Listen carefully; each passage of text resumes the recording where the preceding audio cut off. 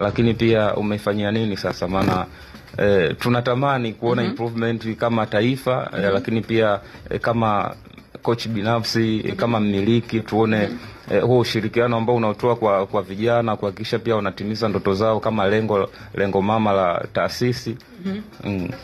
So nimekuwa coach, nilianza nilichaguliwa mwaka 2022. Vitu ambavyo naweza kusema nimeweza kuachieve kama coach wa timu ya taifa ni kwamba ule muda ambao nilichaguliwa 2022 tulikuwa na mashindano ya Afro Basketball yalifanyika Uganda.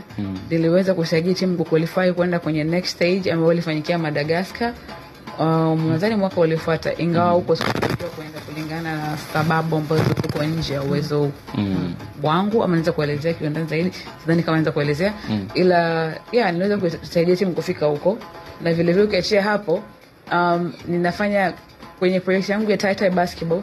One of the things that I do ni huwa nazunguka kwenye mikoa kutafuta wachezaji, kutangaza basketball, na huko ndo ambako ninapata wachezaji na ona wale ambao wana potential na kujua naweza kuwa support vipi, sio tu kufikia kwenye timu ya taifa, lakini wao kama wachezaji wanaweza kukua vipi, ambao nahisi ndio mchango mkubwa zaidi kuliko hata wao kufika kwenye timu ya taifa. Yani just for them to grow na kujua kwamba nataka nini, nafaidika vipi, naweza kufika namna gani. So nahisi ni mchango ambao ni mkubwa nimeweza kufanya.